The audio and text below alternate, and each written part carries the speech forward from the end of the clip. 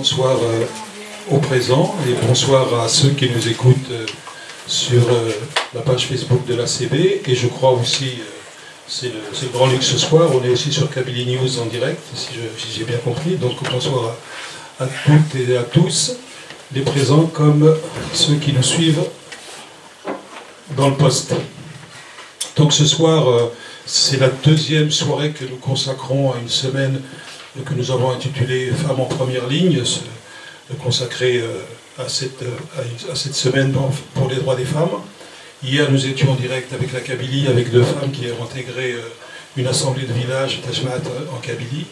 Ce soir, nous consacrons la rencontre à la littérature et nous verrons en particulier dans le cadre de Femmes en première ligne deux portraits de mères très différentes, même si on essaiera de faire quelques passerelles dans ces deux romans qui sont très très différents.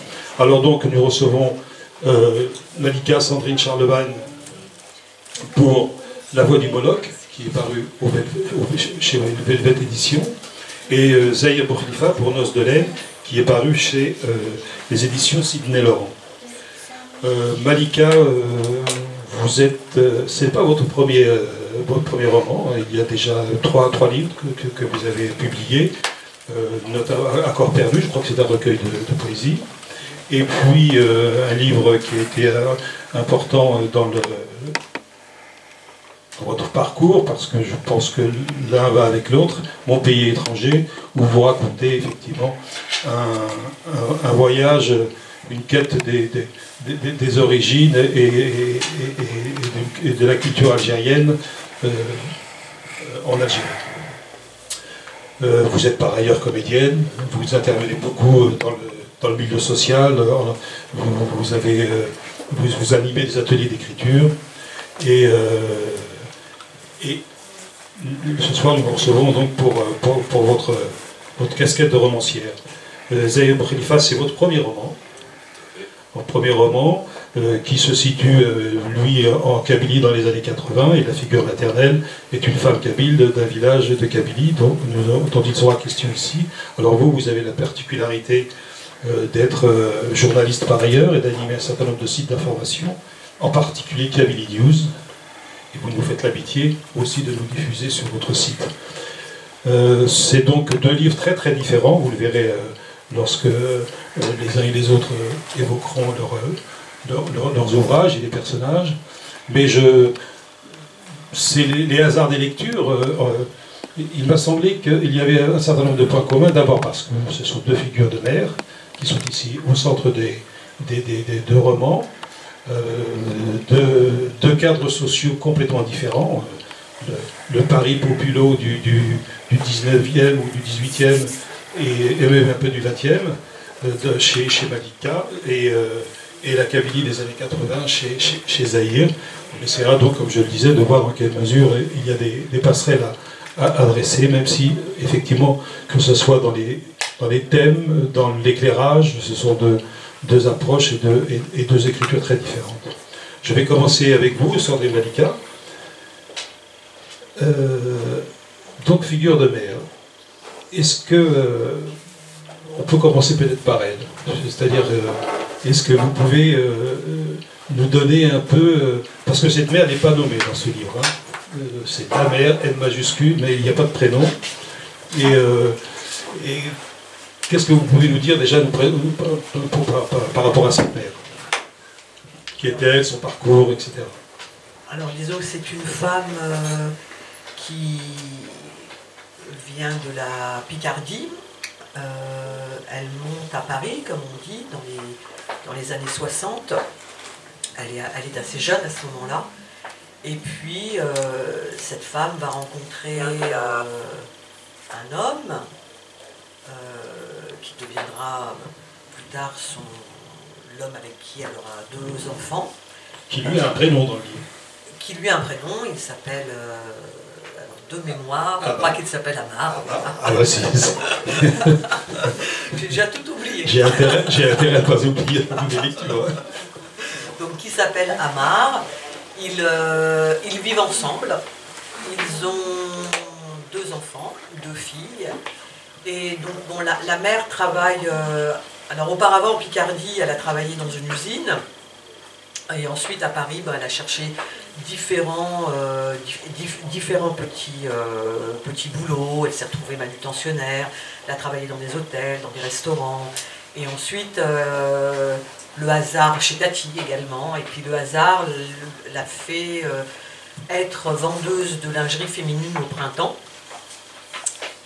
Et à un moment, elle se sépare. Elle se sépare d'Amar parce que, bon, il s'avère que... Vous ne m'entendez pas?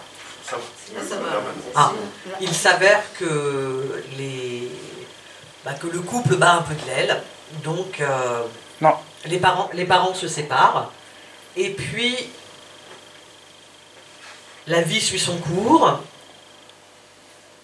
Et arrive à un moment pour cette femme, la retraite. Et il se passe quelque chose dans sa tête. Elle sombre dans une sorte de...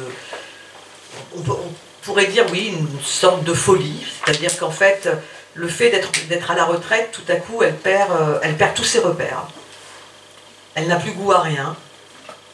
Et elle se laisse complètement aller. Et puis viennent des voix. Elle entend des voix. Et elle entend des voix en fait qui l'amènent à jouer au tiercé. Parce que son rêve, c'est d'avoir une plus jolie maison, de pouvoir vivre autrement, différemment. Et donc les voix dans sa tête lui donnent des numéros. Mais le problème, c'est que quand elle arrive au guichet des turfistes, il y a une autre voix qui l'incite finalement à ne pas jouer les numéros en question, et donc elle ne gagne jamais. Mais elle reste persuadée qu'elle finira par gagner le gros lot, le jackpot. Et puis, il y a aussi ensuite, finalement, comme elle est tellement prise dans cette spirale, tous les regrets qui finissent par jaillir, les regrets aussi d'avoir mis des enfants au monde, parce que, en fait, après les élever, c'était quand même extrêmement difficile, compliqué, et donc elle passe par différents états d'âme. Et la fille, qui s'appelle Alice, essaie bien sûr de faire en sorte que sa mère, parce qu'elle va rendre visite à sa mère, que sa mère sorte de ce marasme. Et c'est pas toujours évident. Alors, il n'y a pas que, dans ce roman, il n'y a pas que Alice et la mère. Il y a aussi d'autres personnages qui gravitent autour. On y viendra. Voilà, pour faire un petit résumé. On y viendra. Mais peut-être pour rester... parce que vous dites qu'à la retraite, finalement, il se passe quelque chose et c'est la dégringolade. Mais j'ai l'impression quand même que, dans le livre, en tout cas, si j'ai bien lu, son propre parcours existentiel, dans sa propre vie, les choses tout au long sont difficiles et ils la rendent déjà, même lorsque ses enfants sont jeunes, notamment par rapport à Alice, elle est déjà dans l'aigreur, elle est déjà dans le non-acceptation de son parcours de vie, c'est-à-dire que ce soit pour des raisons matérielles, sociales, que cette relation ratée avec Amar, etc. Peut-être que les choses s'aggravent avec la retraite, mais j'ai l'impression, d'ailleurs, la relation difficile entre Alice et sa mère ne date pas de la retraite. Oui, tout à fait. Alors, effectivement, vous avez raison, ça ne vient pas qu'au moment de la retraite. La retraite, c'est peut-être une sorte de cataclysme. En revanche, c'est pas de l'aigreur, c'est peut-être plus, parce qu'effectivement, parfois, elle peut être assez méchante, mais c'est peut-être la difficulté d'être. Cette difficulté d'être et de pouvoir mener à bien son existence fait qu'elle s'est... Après, il fallait bien qu'elle trouve des boucs émissaires. Et les boucs émissaires, c'était ses enfants. De vivre, en l'occurrence, effectivement, à Paris, qu'on appelle la ville des Lumières, la si belle ville qui vous donne tant d'opportunités, eh bien, en fait, c'était pas non plus si évident. Et Paris n'est pas toujours ce qu'on peut imaginer. Et elle s'est retrouvée dans cette ville, absorbée, broyée, mais malgré tout, bon, bah, elle a combattu. Oui, c'est pour ça que c'est tout de même, nous verrons peut-être tout à l'heure, mais je pense qu'effectivement il y a une certaine positivité de ces femmes, comme le personnage de la mère chez Zahir, qui sont au front, qui sont en première ligne, qui combattent effectivement pour exister, pour survivre. Et en l'occurrence, son parcours à elle est extrêmement difficile, et que ça soit effectivement parce que c'est ce qu'elle dit, c'est ce que vous lui faites dire, on m'a saigné toute ma vie, on m'a saigné comme un cochon, maintenant foutez-moi la paix. Oui. Ça me rappelle bien. Oui, il y a toute la vie, on m'a saigné comme un cochon. Je ne suis qu'une vache à lait. Alors donc, vous ne le dites pas là, mais il est vrai que les mots qu'elle a pu prononcer tout au long de son existence, évoquant même le regret de ne pas avoir avorté, etc., crée une relation extrêmement compliquée, difficile, ambivalente même, entre Alice, la fille, et sa mère. Et finalement, Alice, qui est le personnage qui raconte, qui est la trame du récit, doit gérer, entre guillemets, cette relation, doit faire avec les blessures, et des blessures de l'enfance, pour le coup. Oui, tout à fait, c'est une histoire d'amour et répulsion, énamoration. Et alors, comment ça se passe? Parce que dans ce passage de son existence, la retraite, etc., Alice reste malgré tout hantée par la mère. On parlera tout à l'heure des autres personnages, mais dans son existence au quotidien, sa mère la visite régulièrement, au point de la fragiliser. Oui, alors elle est fragilisée, hantée, disons que c'est la difficulté de sa mère à ne pas parvenir justement à sortir de sa spirale, qui fait que la fille est hantée parce qu'elle aimerait que sa mère profite des années qui lui restent, et elle aimerait qu'elle ne se laisse pas aller comme elle se laisse aller. Donc du coup, ça fragilise la fille qui souhaiterait que sa mère vive enfin les quelques années qui lui restent plus sereinement.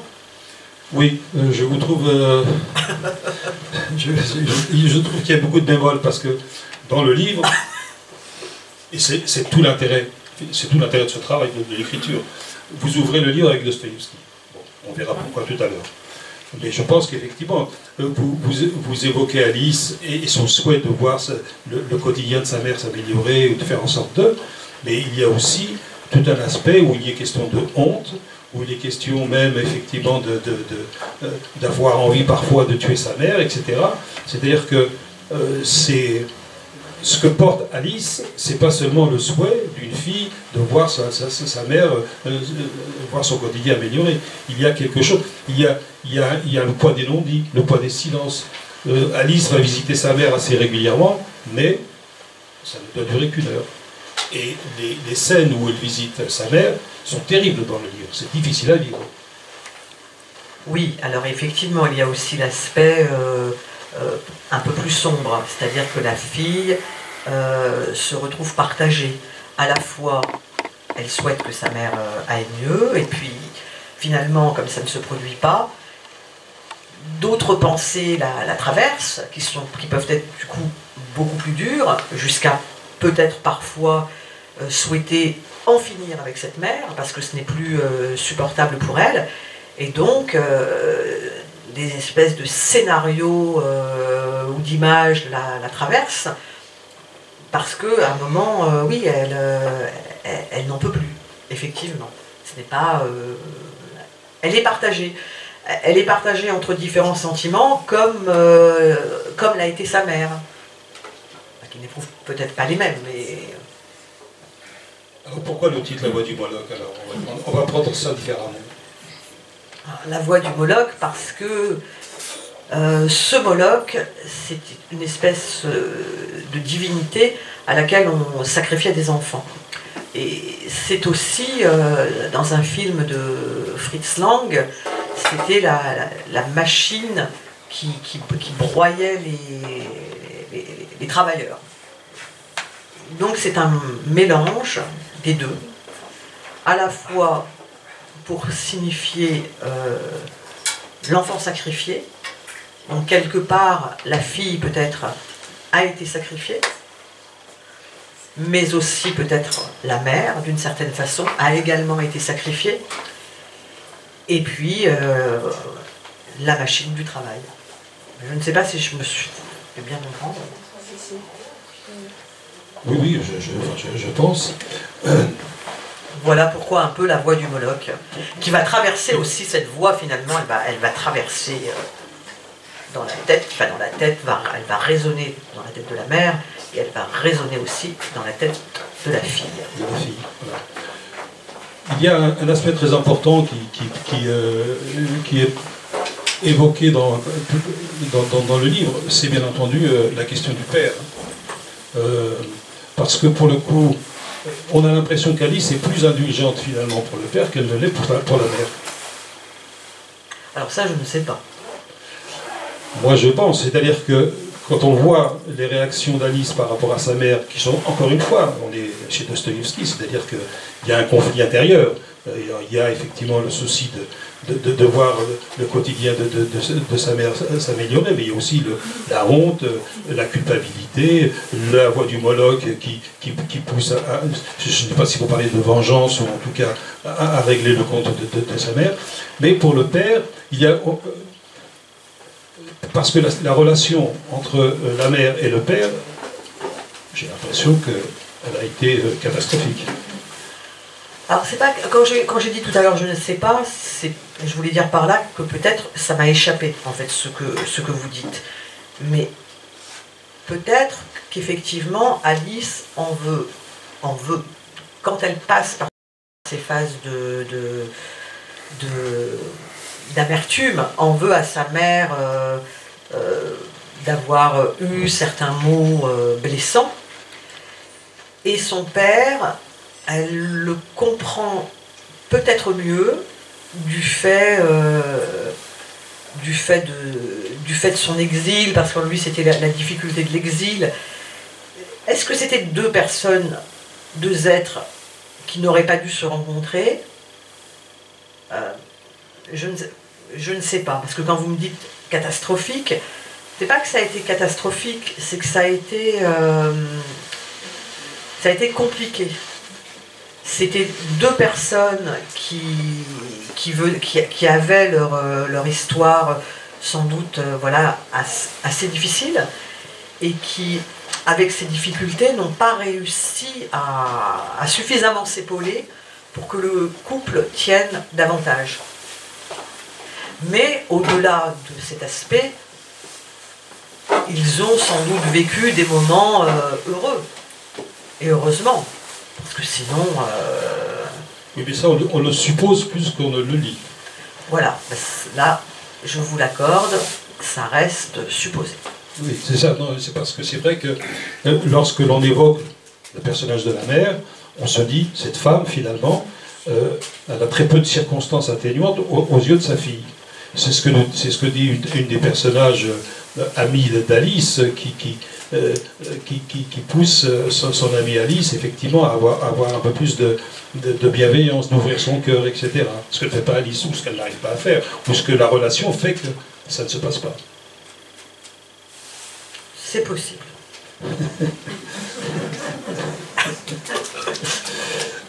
Parce que, bon... vous allez lire le premier passage? Entendu. Parce que je vois bien que vous voulez aller dans le côté lumineux du livre et pas trop dans le côté sombre. Non, alors ce n'est pas seulement ça, c'est parce qu'il y a aussi de la lumière. On y viendra. Ne vous inquiétez pas, il sera question de lumière. Je ne peux pas lire un roman sans penser à la lumière. Ah, merci. Merci, merci. Alors, qu'est-ce que j'avais dit comme page déjà? Page 29. Ah, ben voilà. Voilà. Voilà. Alors, c'est au sujet donc de la mère. Elle avait travaillé dur toute sa vie. Dès ses 14 ans, Elle enfilait des mailles sur une machine à la fabrique de Bas-le-Bourget de Frénois-le-Grand. Le travail en usine ne manquait pas au début des années 60. La mère connut vite ce que ça signifiait de gagner son pain quotidien. C'est à cette période qu'elle perdit ses yeux, comme elle disait en montrant ses lunettes. Elle passa ensuite quelques mois dans une usine de vêtements à Bohain, occupée à coudre, retourner d'école et assembler des manches. À 19 ans, elle partit tenter sa chance à Paris. D'abord, elle fit des heures de ménage dans un petit hôtel de banlieue et des heures de plonge dans des restaurants, puis des heures de manutention chez Tati. De fil en aiguille, elle finit par dénicher une place stable, un poste de vendeuse au printemps qu'elle garda jusqu'à sa retraite. Longtemps, Alice fut touchée par ce tableau. La jeune campagnarde qui monte à la ville et parvient à y creuser son trou. Elle éprouvait du respect, une espèce de compassion pour le destin de sa mère. Mais voilà, depuis quelques semaines, au lieu de s'inquiéter pour elle, pour sa mère, Alice imaginait plutôt sa vie sans elle. Oui, c'est pour ça que tout à l'heure, je vous ai demandé d'aller jusqu'au bout des paragraphes, parce que le sans elle, à mon avis, traduit l'ambivalence des sentiments qui traversent Alice. Oui, tout à fait. Vous avez eu raison, parce qu'effectivement, ça traduit bien cette ambivalence. Dernière question, mais sur l'aspect un peu sombre, sans déflorer le livre, parce que c'est un livre où vraiment je pense que le lecteur est sous tension, du début à la fin. D'abord parce que la relation effectivement entre la mère et la fille est extrêmement difficile, et on se demande si le drame ne va pas survenir à chaque page tournée. Et dans l'histoire, il y a un fusil. Il y a un fusil alors que Alice cache derrière un rayon bien particulier. Oui, derrière un berceau de poésie. Un petit berceau qui vient d'Albanie. Il y a le berceau, mais après, vous donnez la liste des poètes derrière lesquels se cache le fusil. Est-ce que c'est une symbolique sur la poésie et qui serait une arme? Oui. Hein? Et alors, comme je vous disais tout à l'heure aussi, dans la liste que vous donnez, je crois qu'il y a Éluard, Aragon, etc. Entre autres. Il n'y a pas Catébiassine, pour le coup, Sud-été. Il aurait pu y être. Si on parle de... Alors, abordant un aspect un peu plus lumineux du livre, c'est effectivement les personnages, les amis qui gravitent autour d'Alice. Et je pense que ça ne fait que renforcer qui semble être une des préoccupations de votre travail, c'est de décrire par le menu, en l'occurrence, un environnement, une société, un quartier populaire, les difficultés que rencontrent les uns et les autres, les sans-papiers, l'immigration, etc., etc. Alors, parmi les personnages, il y a Juba. Alors, qui est Juba? Alors, Juba, c'est un jeune homme qui arrive de la région de Bouira. Et en fait, il se retrouve à tenter de travailler, puisque quand on est sans papier, travailler, c'est pas toujours simple. Parfois payé au lance-pierre, c'est-à-dire pas payé comme il devrait l'être. Et ensuite, pour faire valoir ses droits, pour être rémunéré, c'est ce que c'est. Donc, Juba, essaie tant bien que mal, il a fui la Kabylie parce que c'était une période où il y avait encore des terroristes, enfin certains gars dans les maquis à faire réparer leurs armes. Donc lui ne voulait plus réparer les armes des gars en question. Et Alice se retrouve un jour donc elle le rencontre. Et puis, elle est très touchée par le parcours de Juba. Et voyant qu'il n'arrive pas à s'en sortir, à trouver comment être régularisé, c'est extrêmement difficile, elle décide d'épouser ce qu'elle appelle son frère de cœur.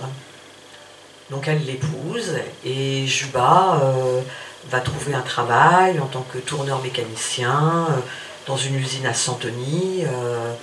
Il est très content. Et puis l'usine, malheureusement, ferme, licenciement économique, et Juba se retrouve sans travail.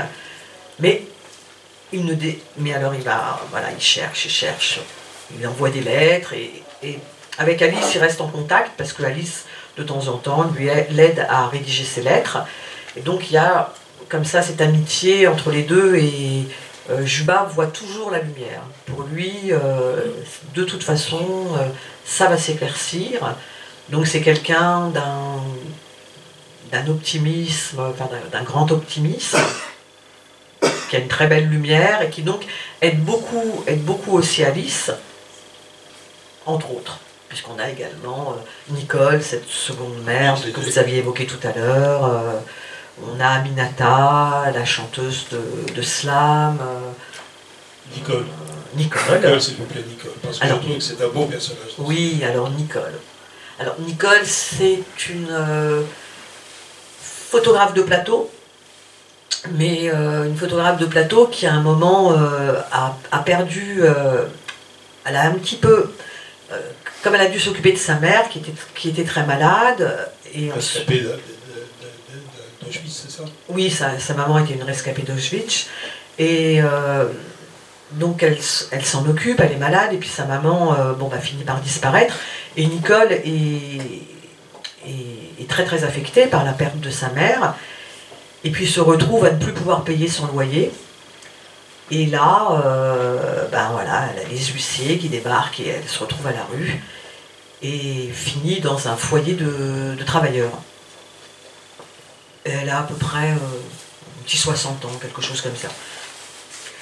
Elle relance sa machine en tant que photographe de plateau, enfin, elle fait des photos pour un magazine d'architecture, donc elle se fait quelques piges comme ça en tant que photographe, et puis elle attend le logement social, mais malgré tout, Nicole, pareil, elle a aussi une espèce de combativité qui est assez extraordinaire, et qui épate beaucoup Alice, et c'est pour ça qu'aussi qu'elle se confie auprès de Nicole, en se demandant comment elle fait pour tenir le coup, mais voilà, Nicole tient le coup.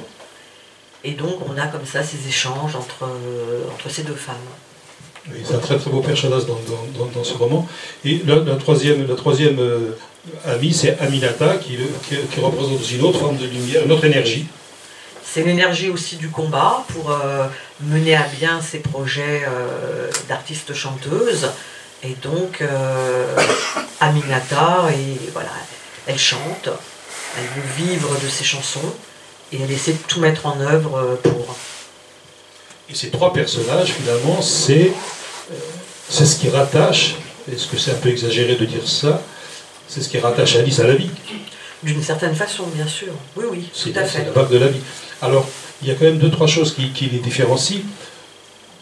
Pourquoi dites-vous, par exemple, je ne sais pas si cette question a un sens ou pertinente, il n'y a que Juba qui est capable de comprendre Alice. Il n'y a qu'à un moment où vous dites, effectivement, que tout ce qui traverse l'esprit d'Alice, l'ambivalence, le rapport à la mère, etc., il n'y a que Juba qui serait capable de la comprendre. Peut-être... Parce que c'est vrai aussi que les deux autres personnages, que ce soit Aminata ou que ce soit Nicole, ont un rapport à leur propre mère complètement différent. Ah oui, tout à fait. Nicole et Aminata ont des rapports très chaleureux, très affectueux vis-à-vis de leur mère. Et je ne vais pas dire heureusement. Vaut mieux, mais bon... vaut mieux. Après, on sait aussi que tout rapport, les rapports entre fille-mère ou entre fils-père, fils-mère, etc., ne sont pas toujours d'une limpidité absolue. Il peut y avoir des tensions diverses, et puis ensuite ça s'apaise, donc c'est jamais lisse. Je dois vous avouer que je ne sais pas trop pourquoi... Pourquoi vous avez écrit cette phrase? Parfois vous avez des phrases qui vous échappent. Et quand elle écrit peut-être qu'il n'y a que lui qui peut la comprendre, c'est quelque chose qui lui échappe, et Est-ce du fait de leurs origines respectives? Parce que, voilà, elle vient quand même... Enfin, non, elle ne vient pas, mais c'est son père qui venait d'eux. Elle est née en France. Mais ils ont comme ça quelque chose de commun, lié aux origines. Donc du coup, de manière instinctive, comme ça, elle se dit, oui, c'est sans doute lui qui est à même de mieux la comprendre. Mais, voilà, c'est pour ça que je dis que ça lui a peut-être échappé à l'auteur, donc à moi-même, d'écrire cette phrase. Alors ces trois personnages, y compris le personnage de la mère qui va faire les soupes populaires, etc., je ne veux pas dire que c'est un prétexte, mais ce sont des personnages qui ouvrent sur une réalité sociale qui me semble très importante pour vous. C'est-à-dire la description d'un monde fait d'injustice, d'exploitation, de domination. Oui, pardon. Oui, non, effectivement. Effectivement, on souhaiterait que tout le monde puisse vivre de manière décente et que ce ne soit pas cette espèce d'accaparement des richesses, que certains se goinfrent un peu partout, hein, d'ailleurs. Ça se reproduit un peu partout.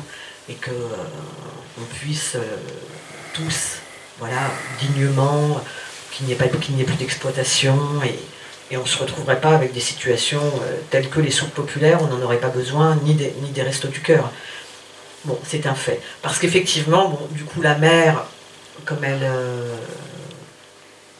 perd un peu, voilà, elle perd ses repères, finit par aussi penser qu'elle n'a plus de quoi se nourrir, qu'elle n'aura pas assez pour vivre, et donc, indépendamment des petits chevaux qu'elle entend, enfin des numéros qu'elle entend dans sa tête, va à la soupe populaire pour se nourrir. Parce qu'elle est persuadée voilà, qu'elle manque.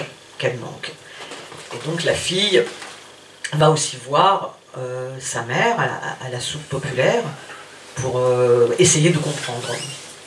Oui, parce qu'il faut dire quand même que ce livre contient de nombreux passages qui décrivent un certain nombre de réalités sociales aujourd'hui. Hein, la question des sans-papiers, la question de l'immigration, le racisme anti-noir, le racisme de la police, etc. Donc c'est pas anodin, je veux dire, c'est bien présent dans vous, ce sont des éléments, des points sur lesquels vous appuyez. On verra tout à l'heure aussi pourquoi vous abordez la question des attentats contre Charlie et contre l'hypercacher. Je vais passer la parole à Zahir pour évoquer une autre figure maternelle. Alors là, on est véritablement, je pense, sur une figure complètement différente, avec un point commun tout de même, c'est que ça n'a pas non plus été facile pour elle. Tout à fait. Bonsoir tout le monde. Je voudrais juste faire une petite parenthèse, c'est que ma participation aujourd'hui, c'est une participation critique. Parce que fêter le 8 mars, pour moi, ça n'a aucun sens. Surtout prétendre se rappeler de la moitié de l'humanité une journée dans l'année. Bon, je trouve ça un peu... On fait ça sur 15 jours. Oui, tout à fait. Moi, le personnage de ma mère, d'ailleurs, moi j'ai voulu prendre la distance par rapport au personnage, alors je l'ai prénommé Ima, la mère de Céphale. C'est que Ima devient un prénom. Ça peut être la mère de tout le monde, la mère de... Et si je l'avais écrit, parce que la condition de la femme elle est écrasée, elle est effacée dans nos sociétés. Et c'était juste pour donner du relief à sa vie, c'était juste pour consigner certains aspects, une étape de ce qu'elle a vécu, le consigner pour aussi lui rendre hommage. Alors vous commencez par évoquer la figure de Ima, donc vous commencez par évoquer ses mains. Pourquoi les mains? Parce que quand on n'a pas de diplôme, le seul diplôme qui nous reste, c'est les mains, pour gagner sa vie. Et comment elle le fait? Qu'est-ce qu'elle fait? Parce que vous racontez ses travaux au quotidien, et notamment le travail autour du métier artiste, qui est la ligne un peu qui structure le récit. Oui, ça c'est plus pour ancrer le récit dans la Kabylie. des années 80, qui n'est pas du tout terroriste. Il y a plus d'attentats à Genève que chez moi en Kabylie. Et cette trame, c'est parce que ma mère, elle avait, on peut dire, elle a eu un destin naturel. C'est que c'est une saisonnière, mais c'est pas une saisonnière qui travaille qu'une saison. Elle travaille toute l'année. On a en hiver, c'est la cueillette des olives. Après, en été, c'est les champs, après, c'est les jardins. Et en rentrant, elle avait ce passe-temps-là qui était de confectionner des étoffes en laine. Et ça, c'est pour mettre un peu de beurre dans les épinards, parce que une fois vendu, ça ramène un peu d'argent à la maison, parce qu'elle n'était pas salariée. Oui, et donc tout votre récit est construit autour du métier à tisser, c'est-à-dire que la laine, la rivière où on commence à laver, etc. etc. Donc, pourquoi avoir choisi ce métier à tisser? Qu'est-ce qu'il symbolise aussi? Parce que vous décrivez beaucoup de choses dans ce livre, indépendamment effectivement de la figure maternelle, et on verra du rapport entre le fils et sa mère. Mais c'est un livre que j'avais presque envie de dire à la fois animiste, païen, bucolique, et une ode à la nature, et bien entendu aussi à la femme, qui ne doit pas être fêtée effectivement qu'une seule fois dans l'année. Donc c'est un peu tout ça, ce livre. C'est que le métier à tisser, comme je disais, c'est un métier qui a échappé de l'Antiquité.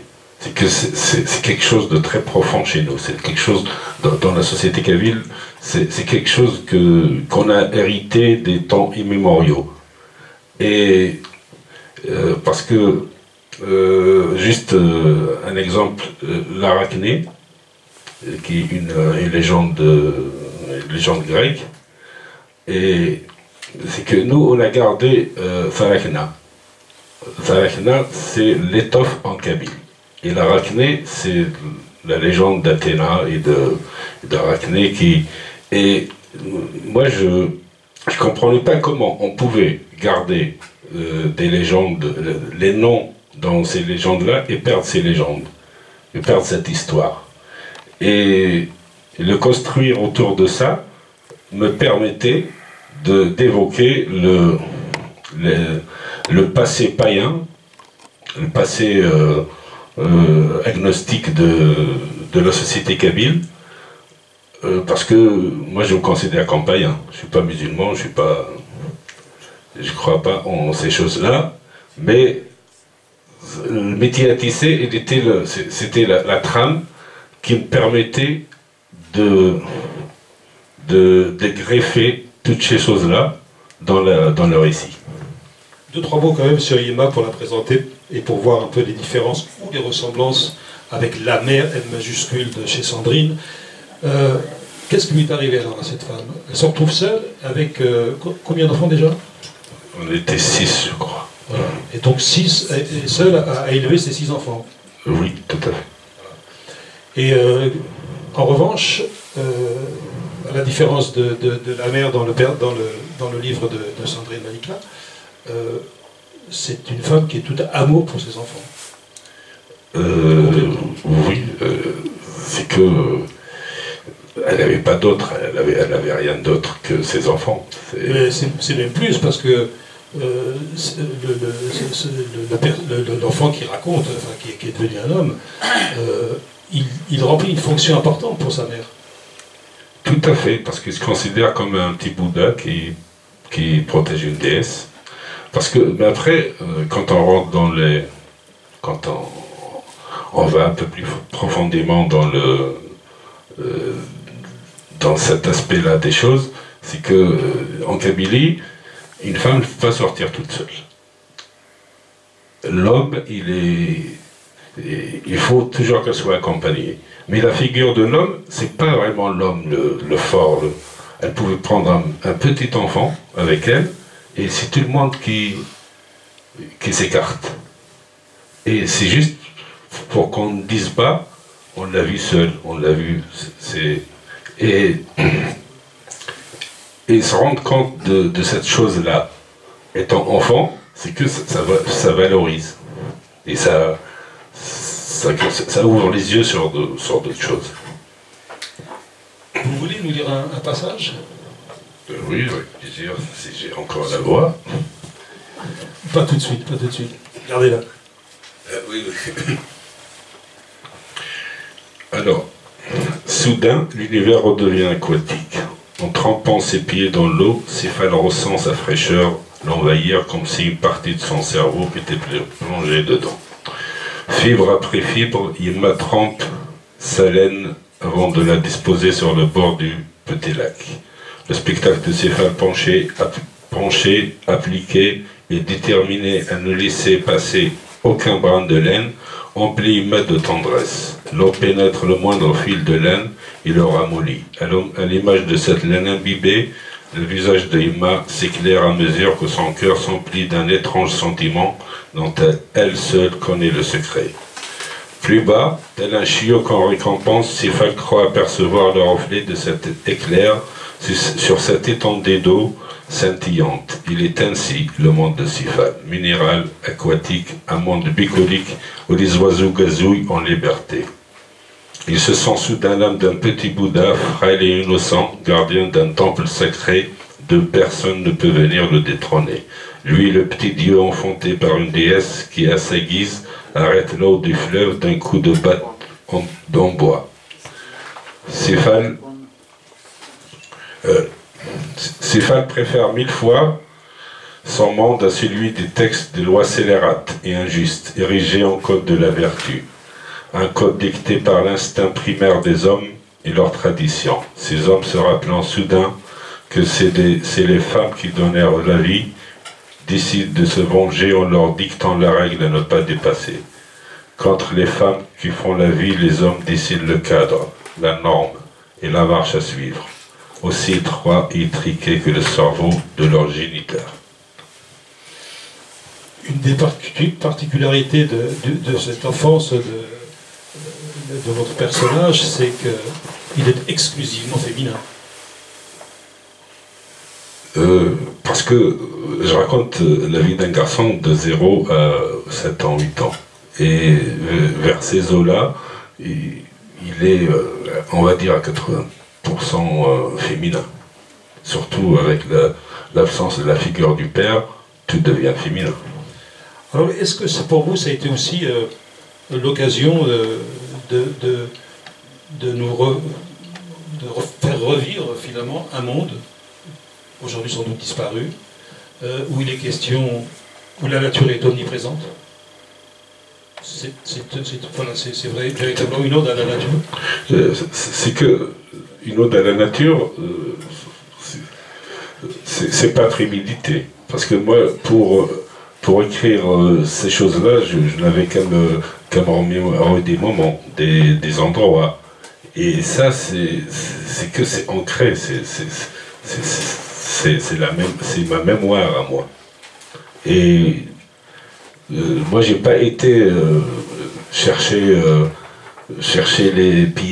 à décrire les paysages ou à les inventer ou à les. Ils étaient là en moi. C'est pour ça qu'il y a une omniprésence de la nature. Alors, ce que porte aussi la mer et qui fait que le monde finalement maternel à travers les yeux de l'enfant est supérieur au monde à la société et aux lois, c'est l'omniprésence du sacré. Chaque geste, chaque objet, soit le geste est sacré, soit l'objet a une âme. Vous nous faites découvrir effectivement un rapport au monde à travers le personnage de la mère, complètement différent de celui que l'on peut connaître même aujourd'hui en Kabylie. Oui, sauf que ça, c'est enfoui au fond, à l'intérieur de ce que pense ma mère. C'est que pour elle, elle est musulmane, elle fait la prière, et par contre, il y a des choses qui échappent à cette religion. Et pour elle, il faut surtout ne pas lui dire que ce qu'elle fait, quand elle évoque l'âme du métier à tisser, quand elle évoque les gardiens de la maison, quand elle évoque les esprits. Il faut surtout ne pas lui dire que c'est une religion animiste, c'est que il y a ça dans ton ADN. Pour elle, la religion, c'est autre chose. La religion, c'est avec une autre langue. Tout ce qui est kabyle, pour elle, n'est pas religieux. C'est que du... pour elle, pour prier, c'est prier en arabe. Alors qu'elle ne comprenait pas un traître mot d'arabe. Oui, c'est ce que vous appelez le sacré profane. Tout à fait. Et vous allez très loin parce que dans la remise en question de l'ordre du monde, vous nous dites que finalement la raison, elle n'est peut-être pas chez Descartes, mais elle est peut-être davantage chez votre mère. Si j'extrapole un peu, je vais... Mais, oui, hein, c'est que moi, j'évoque ça avec la machine à vapeur. Voilà, c'est ça exactement. Avec la machine à vapeur, c'est que si c'était ma mère qui l'avait inventé, elle aurait mis une âme dans cette machine. Et en mettant une âme dans cette machine, on ne va pas connaître la décadence qu'on connaît maintenant avec la mondialisation, avec... c'est que elle aurait eu un rapport humain avec l'humanité.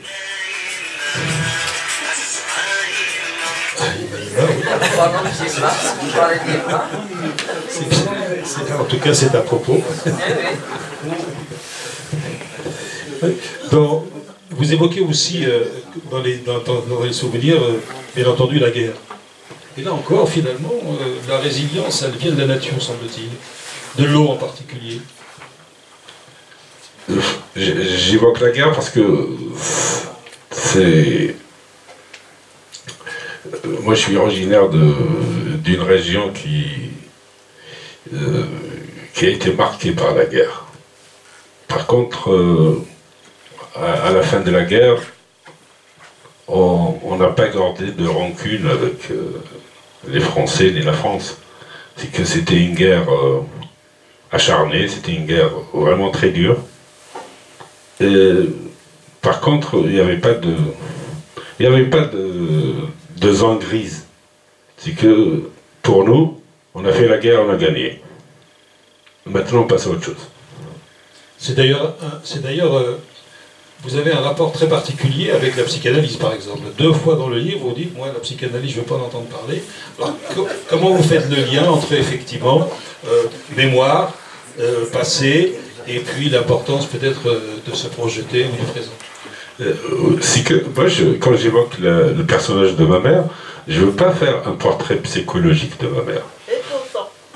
Je voulais décrire ma mère dans sa société. Je voulais décrire ma mère en tant qu'élément d'un peuple, d'une famille. Je ne voulais pas aller dans les tourments de ma mère. Parce que pour moi, c'est un peu la réduire que de parler d'elle de cette façon. C'est pour ça que jusqu'à présent, je déteste la psychologie. Ce qui ne vous empêche pas de terminer en faisant un éloge de l'écriture, comme retour sur la mémoire, pour mieux s'en abstraire, pour mieux s'en débarrasser. Oui, parce que aussi, moi, je suis pas destiné, j'étais pas destiné à écrire. Moi, j'ai fait mes études en arabe. On avait 1 heure de français par jour. Et s'il n'y avait pas les livres, s'il n'y avait pas Zola, s'il n'y avait pas Mamri, s'il n'y avait pas Feraoun, moi, je sais pas, j'étais pas prédestiné pour écrire. Et après, pour que toute cette mémoire, pour que tout ce que j'avais vécu, parce que je savais qu'il y a un fossé commence à se creuser entre mon passé de petit garçon et cette société-là que je découvre, dans laquelle on vit en étant adulte. Et ce fossé-là, il est tellement béant, tellement immense, que on peut pas le garder avec des photos, avec des films, Il n'y a que la littérature qui peut, un peu soit-il, témoigner de ces temps révolus. Et pour vous, la littérature, alors, est-ce que ça a aussi une fonction qui permet d'apaiser les mémoires? Oui, ça peut.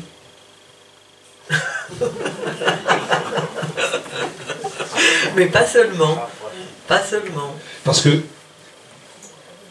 je vais essayer d'être un peu plus précis, c'est un livre extrêmement difficile comme lecteur, hein, je l'ai dit tout à l'heure, on est sous tension, on est relativement bouleversé, on est un peu, c'est pas une expression que j'emploie souvent parce que je pense que ça fait un peu bateau, on sort parfois d'un livre un peu bousculé, et effectivement, et on sort de votre livre un peu bousculé. Donc la question qui se pose, c'est que, est-ce que celle qui a tenu le stylo, ça a aussi été difficile pour elle d'écrire ce livre? Ah non, pas du tout. Pas du tout? Non. C'est elliptique.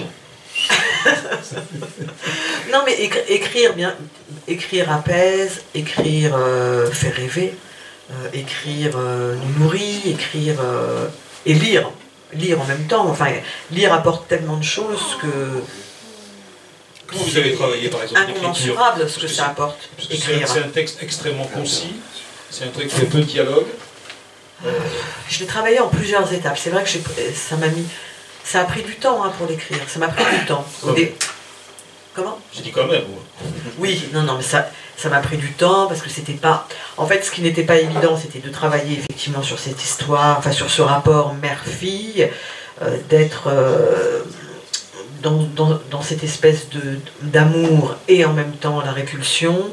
Il y avait aussi ses voix, donc c'était pas évident à construire. Il y avait des personnages qui gravitaient autour, qui étaient ces bulles d'oxygène.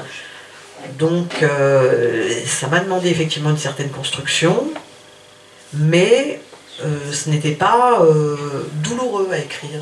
Non. Non, parce que c'était une histoire, je ne vais pas dire une histoire comme une autre, mais... Alors, dites-moi, si je me trompe, quelle est la part entre finalement ce qui relève de l'histoire de Sandrine Balika-Charlemagne et de ce qui relève de la fiction? C'est très mélangé. Et c'est là où... C'est là où c'est plus facile. Où c'est plus facile. Là, vous me dites que vous n'avez pas eu de problème pour écrire. Ou quand parfois ce n'est pas soi. Bah oui. Par exemple. D'ailleurs, le fait de ne pas parler à la première personne, c'était aussi une C'est une façon de se distancer. Effectivement, il y a un fusil. On ne sait pas. Ai-je ou non un fusil chez moi?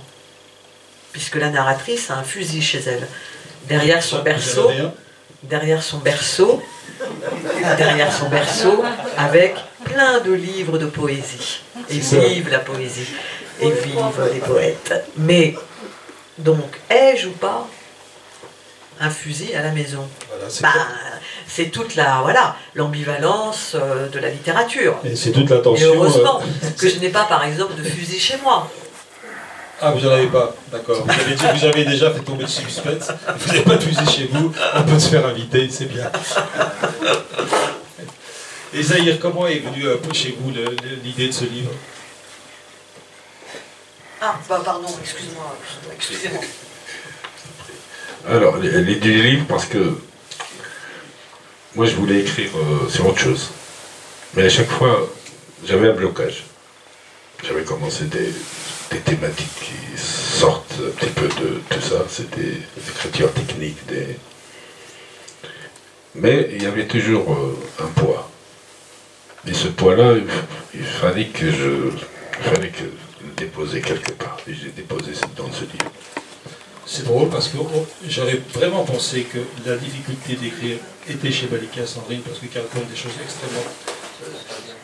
Il y a de la lumière, mais c'est aussi beaucoup de tension, alors que votre livre est beaucoup plus lumineux.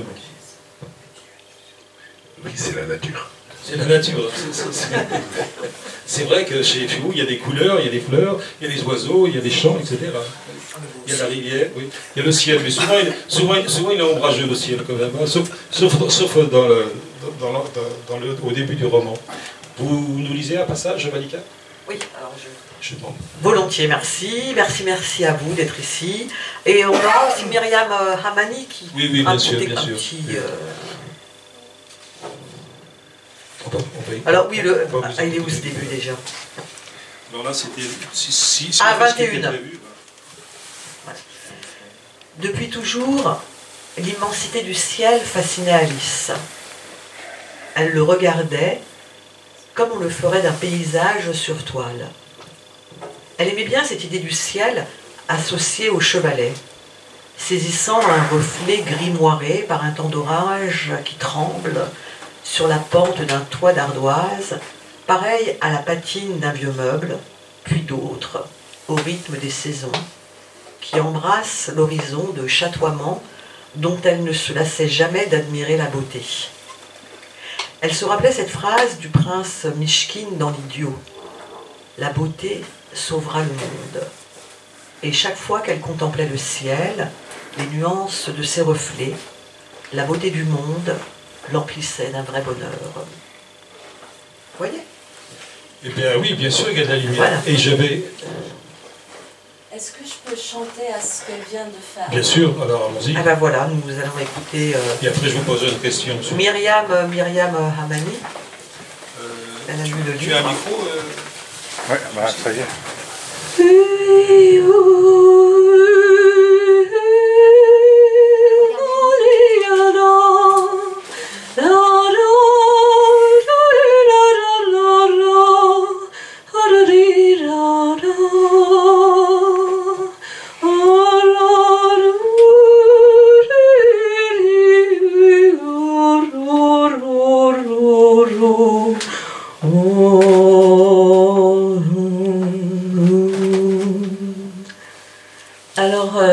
C'est un tout petit son que j'ai fait avec ma voix, une vocalise, parce que ce livre de Sandrine Malika m'a vraiment touchée profondément. Et d'ailleurs, je l'ai appelée et je lui ai dit, il faut absolument que... ça m'inspire. Pourquoi? Parce que déjà, elle parle de ce que beaucoup de métis algériens, franco-algériens ou enfants d'immigrés vivent à Paris. C'est aussi une partie de la culture berbère, de la culture nord-africaine, cette déchirure, ce membre qui est déchiré de sa communauté nord-africaine, mais aussi de la partie de la communauté de la nature en France, parce que la mère, dans cette histoire, est une femme qui vient en fait de la nature. C'est une femme qui était... Ses ancêtres sont des gens de la campagne, et quand elle se déchire de cet univers pour aller à Paris, parce qu'elle a une idée glamour de Paris, il y a une déchirure dans la mère française, et ce père algérien, Amar, et cette mère qui n'a pas de nom, qui est française, et cette femme, Alice, cet enfant d'un amour déchiré, un amour difficile, en fait, ça m'a profondément touchée, parce que on est plusieurs enfants comme ça qui ont vécu d'un couple, d'un amour difficile entre deux cultures qui se sont déchirées pendant beaucoup de temps. Et dans Alice, il y a ce côté berbère de la nature, mais comment peut-elle faire? Et donc sa façon de faire, c'est elle se rattache au ciel et au son des arbres, à la voix des arbres, des branches qui chantent. J'ai entendu ça quand je l'ai lu, et après c'est vrai, c'était très... Enfin, pour moi, il y avait de la douleur et un côté sombre, mais après les éclaircies étaient tellement claires, et en fait le monde est très sombre, que ça soit en France ou en Algérie ou en Alaska, il est sombre le monde, et ce qui donne de la lumière, c'est l'amour. Et cette fille Alice, la façon dont elle se rattache à la vie, c'est à travers la voix qui vibre des êtres autour d'elle. Parce que dans ce livre, la voix de la mère est souvent mute. La voix de la maman a été coupée, déchirée. Et donc, il y a... Excuse-moi, je voulais pas être derrière toi, parce que c'est très beau. Je vais lire ton livre d'ailleurs. Mais je voulais juste vraiment parler de toutes ces voix qui m'ont interpellée en tant que vocaliste et peintre. Je veux pas trop parler. Désolée. C'est juste, je pense que c'est très important. Je voulais soutenir ce livre qui, voilà, maintenant. Il y a un passage très puissant dans cette histoire, c'est le fait que la fille, elle dit que sa mère ne croit pas en Dieu et que sa mère, elle entend des voix et que elle entend la voix de Moloch. Ok, parce que le titre, c'est la voix de Moloch. Et Moloch, bah, c'est le diable, quoi. Et en fait, c'est pas que Alice est dans Moloch ou que la mère est dans Moloch, c'est qu'elles sont en train d'être complètement touchées par ça. Enfin, elles sont attaquées et en même temps, elles sont sensibles à ce genre de trucs. Et ce qui se passe, c'est que la fille, elle s'attache à toutes ces voix sonores qui sont autour d'elle, ses amis. Voilà. Donc, toutes ces voix, c'est très sonore comme livre. Merci. Voilà. Merci. J'espère que... Vous avez été long. Merci Myriam. Merci. Donc, il y a un micro qui se promène. Tu as un micro. C'est mal. Attends.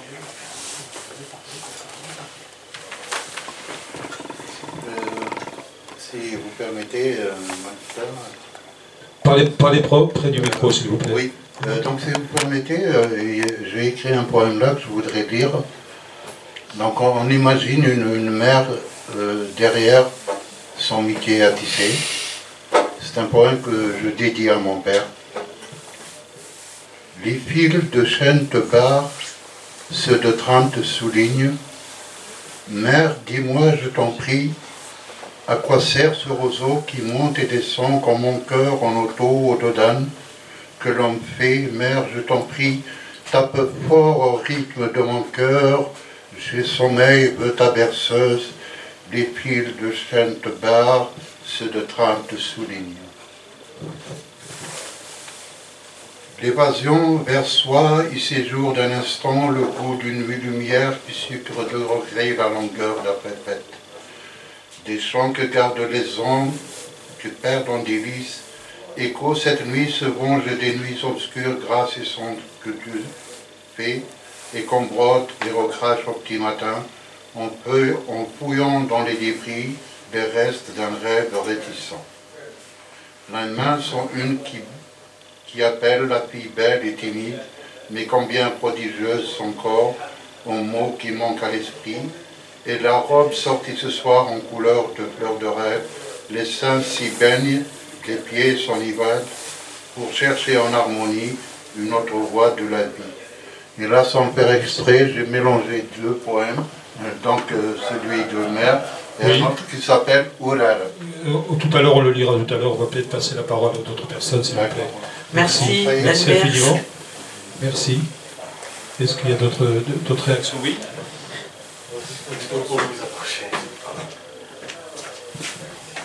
Bonsoir, c'était juste pour poser une question à Sandrine.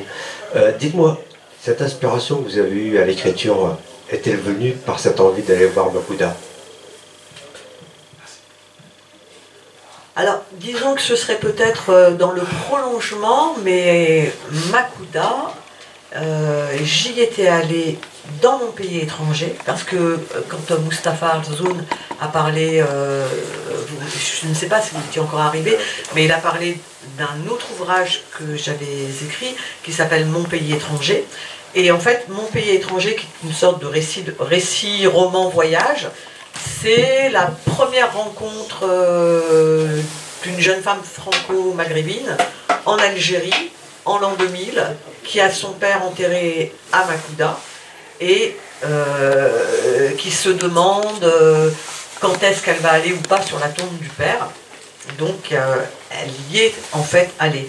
Donc là, non, pas complètement, mais disons que c'est le prolongement d'eux, puisqu'effectivement j'ai travaillé sur la mixité. Donc d'une certaine façon, il y a un prolongement. Je ne sais pas si j'ai bien répondu à votre question. Juste une question par rapport à ce que vous venez de dire tout à l'heure, c'est-à-dire que vous ouvrez finalement le livre sur Dostoïevski, sur la beauté sur le monde. Il y a un autre aspect qui est très lumineux dans votre livre, c'est l'importance de la culture. C'est pas, pour le coup, parfois il y en a certains écrivains qui affichent, qui étalent effectivement leur culture. Vous, les références au cinéma, les références à la chanson, que ce soit de Vainouva jusqu'à, je ne me rappelle plus quelle chanteuse. Ah oui, on a Barbara. Il y a Barbara, mais je pensais à quelqu'un d'autre un peu plus âgé. Ferré, mais encore. Et ou le cinéma, etc. Ça fait partie aussi de la beauté qui peut sauver le monde, ça? Oui, tout à fait, bien sûr. C'est pour ça que... Oui, je pense d'une certaine façon. Effectivement, si on n'avait pas tous ces espaces, que ce soit dans la poésie, la chanson, la peinture, la littérature, le cinéma, si on n'avait pas tous ces espaces, je ne sais pas comment on ferait. Enfin, après, pour moi, la nature aussi. Et la nature en elle-même est un magnifique paysage. Bon, mais pourrait-on s'en passer? Peut-être qu'on pourrait s'en passer, en fait, je ne sais pas, c'est une question. Pour moi, ça me paraît inimaginable, mais peut-être que ce serait possible. Alors, juste une information, il y a vos deux livres, d'ailleurs, dans une certaine mesure, parce que, d'ailleurs, le titre que je vais donner va montrer en quoi, effectivement, ce sont vos deux livres qui sont concernés. Me rappelle un livre paru récemment, signé par Catherine Acalda, qui commence justement par évoquer la beauté et qui parle aussi de la nature. Et le titre, c'est La mélancolie de la nature. Et vos ouvrages, oui, parce que c'est sorti il y a très peu de temps et que je sais même si elle est publiée chez Gallimard. Et ce sont la question de la beauté, la question de la bonté aussi chez Catherine Acalda, etc. Et de la nature est au centre de son ouvrage. Et vos deux ouvrages m'y ont ramené. Est-ce que vous voulez nous lire un petit passage, Zahir? Un petit, hein.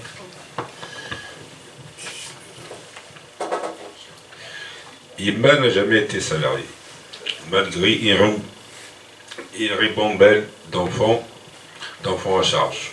En ces temps-là, ça ne se faisait pas. C'était très mal vu qu'une femme travaille.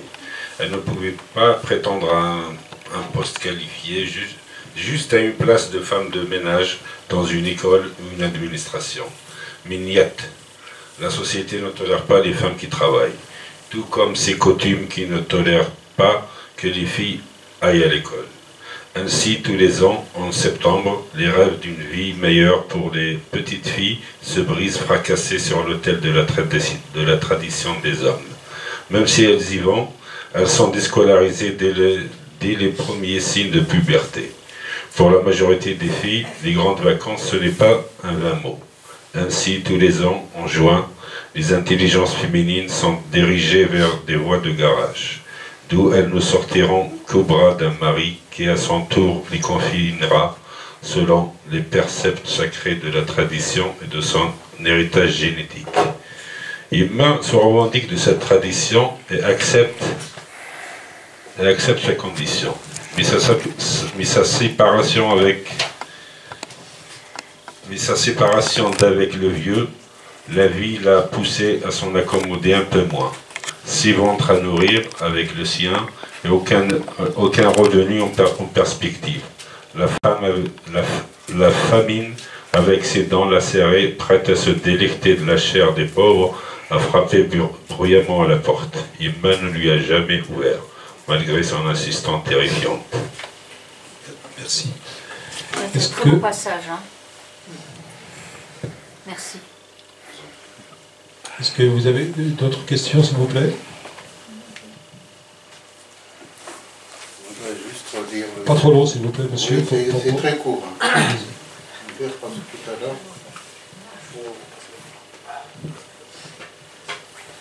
bonjour. relis le texte parce que je l'ai retiré tout à l'heure. Les fils de chêne te barrent, ceux de tram te soulignent. Mère, dis-moi, je t'en prie, à quoi sert ce roseau qui monte et descend comme mon cœur en auto, au dodane que l'on me fait. Mère, je t'en prie, tape fort au rythme dans mon cœur. J'ai sommeil, veux ta berceuse, les fils de chêne te barrent, ceux de tram te soulignent.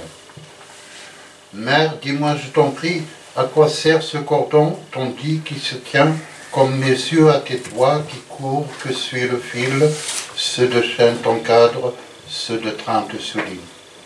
Mère, dis-moi, je t'en prie, chante à chouir où l'on dit, s'il pleure, essuie ses larmes, nostalgique, c'est la sa veine. Là, je fais référence à un échouir qui dit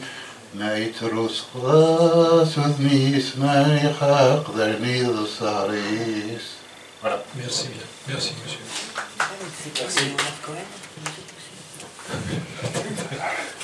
Est-ce que vous avez des questions ou vous voulez... Allez-y, allez-y. C'est juste une petite confirmation par rapport à ce que le monsieur a dit tout à l'heure. Là. C'est parce que par rapport aux femmes, donc c'est vrai que moi, que ce soit ma mère, ma grand-mère, mes tantes, qui ne parlent exclusivement que la langue kabyle. Elles ne parlent ni l'arabe, ni le français, ni rien du tout.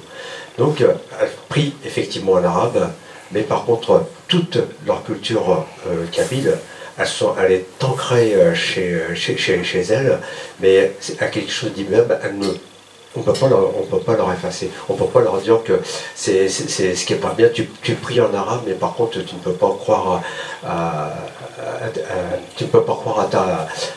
ta foi berbère, à ta foi kabyle. Ça, c'est impossible. C'est juste... merci. On peut faire merci.